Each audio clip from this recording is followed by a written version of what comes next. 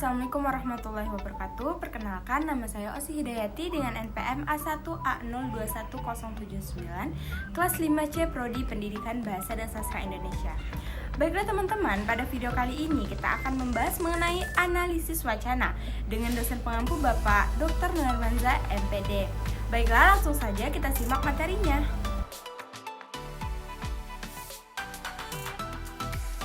Baiklah, pada materi yang pertama mengenai hakikat dan perkembangan analisis wacana di bidang pendidikan bahasa Indonesia.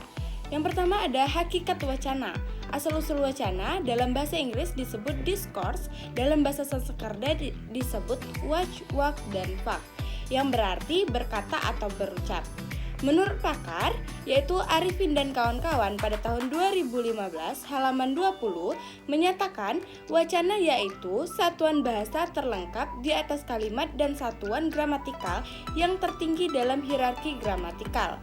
Kemudian ada pendapat Cair pada tahun 2007, halaman 267, wacana yaitu satuan bahasa yang terlengkap dalam hierarki gramatikal berupa konsep, gagasan, pikiran, atau ide yang kohesi dan koheren yang bisa dipahami pembaca atau pendengar. Analisis wacana menurut Scrivener pada tahun 2007 dan Al-Wasilah pada tahun 2005 menjelaskan analisis wacana sebagai salah satu disiplin ilmiah dalam linguistik yang secara khusus mengkaji tentang wacana baik secara internal maupun eksternal.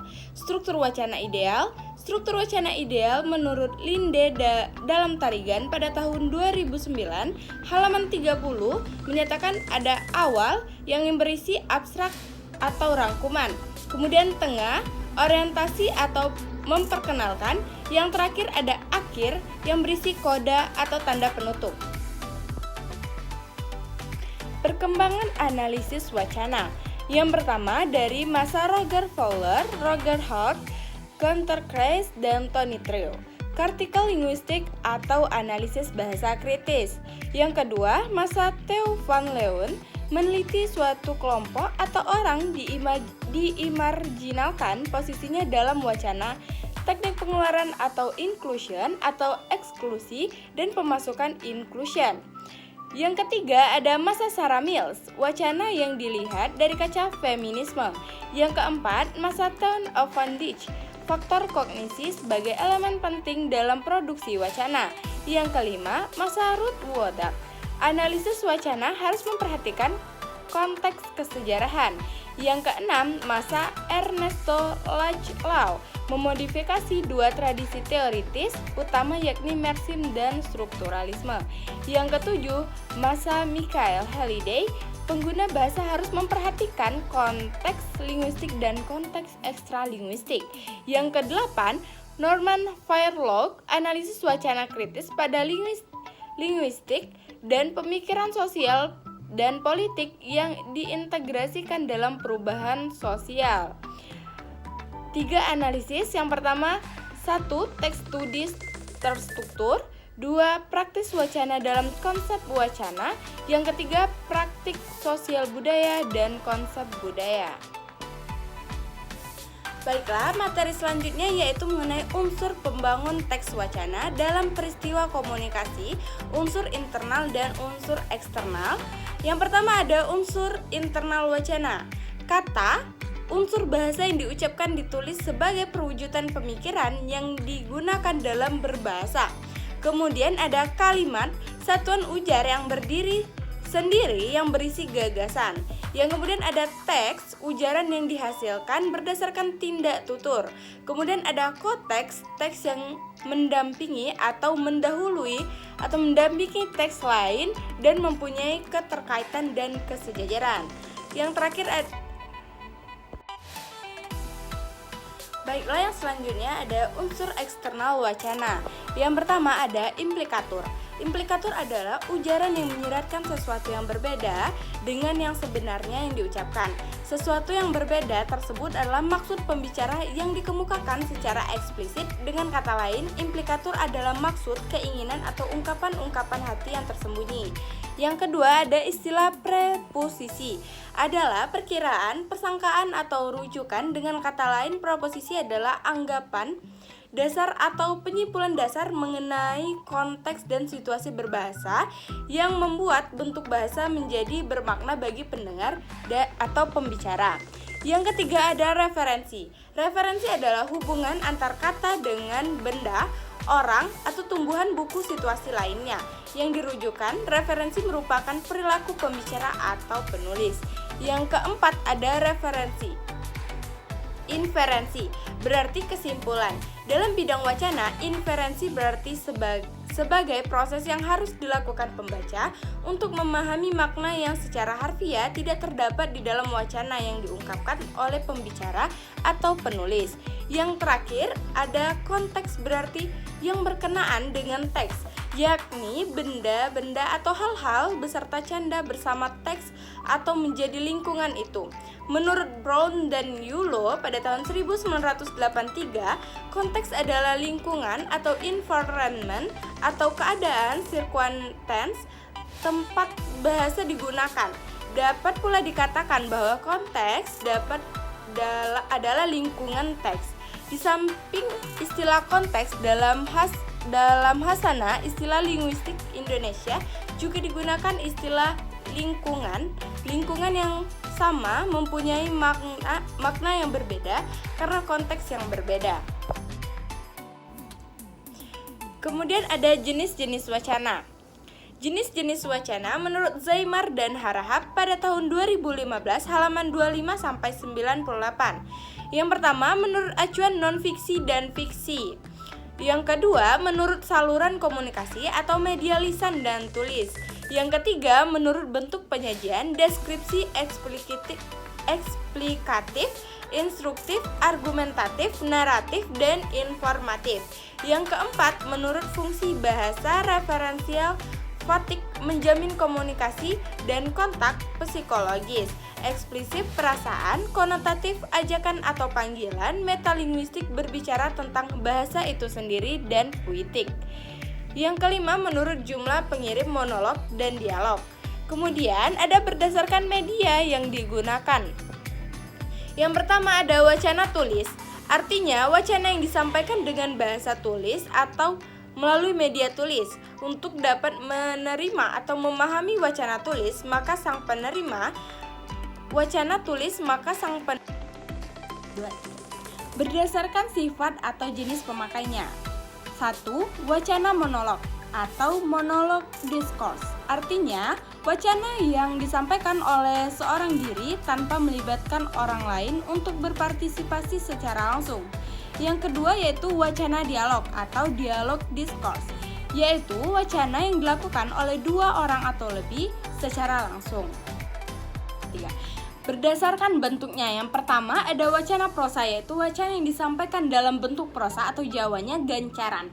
Wacana berbentuk prosa ini dapat berupa wacana tulis ataupun lisan. Contoh wacana prosa tulis misalnya cerita pendek, cerpen, cerita bersambung, cerbung, novel, artikel, dan undang-undang. Sedangkan contoh wacana prosa lisan misalnya pidato, khotbah, dan kuliah. Kemudian ada wacana puisi, yaitu wacana yang disampaikan dalam bentuk puisi atau dalam Jawanya geguritan. Seperti halnya wacana prosa, wacana puisi juga dapat berupa wacana tulis ataupun lisan. Puisi dan syair adalah contoh puisi tulis, sedangkan puitisasi atau puisi yang dideklamasikan dan lagu-lagu yang merupakan contoh jelas wacana lisan. Yang terakhir ada wacana drama, yaitu wacana yang disampaikan dalam bentuk drama, dalam bentuk dialog, berupa wacana lisan ataupun wacana tulis. Bentuk wacana drama ini terdapat pada naskah drama. Berdasarkan cara dan tujuan pemaparannya, yang pertama ada wacana narasi atau wacana penceritaan, disebut juga wacana penuturan, yaitu wacana yang mementingkan urutan waktu yang dituturkan oleh persona pertama atau ketiga dalam waktu tertentu. Wacana narasi ini berorientasi pada pelaku dan seluruh bagian yang diikat secara kronologis. Jenis wacana narasi pada umumnya terdapat pada berbagai fiksi. Yang kedua ada wacana deskripsi, yaitu wacana yang bertujuan melukiskan, menggambarkan, atau memberikan sesuatu menurut apa adanya. Yang ketiga ada wacana eksposisi atau wacana yang tidak mementingkan waktu dan pelaku. Wacana eksposisi ini berorientasi pada pokok pembicaraan dan bagian-bagiannya yang diikat secara logis.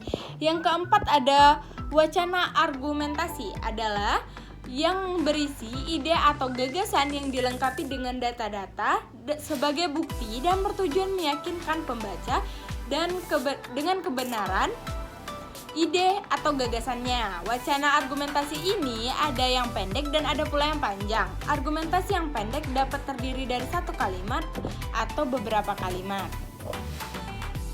Kemudian ada wacana persuasi, yaitu wacana yang bersifat ajakan dan nasihat, biasanya ringkas dan menarik, serta bertujuan untuk mempengaruhi secara kuat pada pembaca atau pendengar agar melakukan nasihat atau ajakan tersebut. Terakhir mengenai sistematika penelitian analisis wacana. Pada bagian awal ini berisi cover atau sampul, halaman judul, halaman pengesahan, abstrak, bahasa Indonesia, Inggris, tidak lebih dari 250 kata.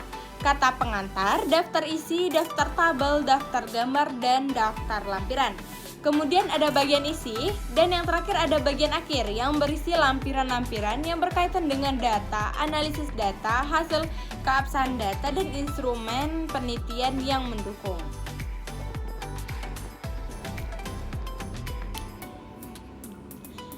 Kemudian ada sistematika metodologi penelitian di bab 3. Yang pertama ada metode penelitian, berisi pendekatan metode atau desain penelitian.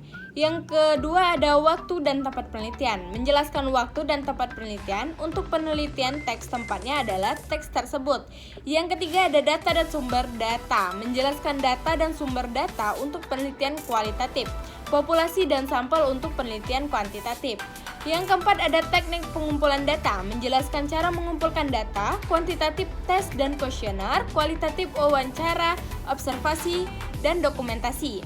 Jelaskan juga instrumennya. Bila kualitatif, instrumen utamanya adalah peneliti. Bila kualitatif, tes dan kuesioner. Yang kelima ada teknik atau prosedur analisis data, menjelaskan langkah-langkah dan menganalisis data yang diperoleh dari pengumpulan data. Sesuaikan langkah-langkah sesuai dengan desain penelitian yang digunakan. Yang terakhir ada uji keabsahan data, jelas tingkat kepercayaan data yang diperoleh. Kuantitatif yaitu validitas dan reliabilitas, kualitatif keakurabilitas, transferabilitas, dependabilitas, dan konfirmabilitas. Materi selanjutnya mengenai uji keabsahan data penelitian kualitatif menurut Creswell pada tahun 2015. Yang pertama ada kredibilitas, perpanjangan pengantaran, peningkatan ketekukan, triangulasi, diskusi dengan teman sejawat, analisis kasus negatif, member check, transferabilitas. Yang B ada transferabilitas, uraian yang rinci, jelas, sistematis, dan dapat dipercaya. Yang C, dependabilitas. 1. Buku konsultasi, surat izin penelitian, analisis data pada lampiran, membuat kesimpulan pada bab 5. Yang terakhir ada konfirmabilitas, cara mendokumentasikan seluruh data dan hasil kegiatan analisis data penelitian. Itulah tadi video dari saya mengenai materi analisis wacana. Terima kasih dan wassalamualaikum warahmatullahi wabarakatuh.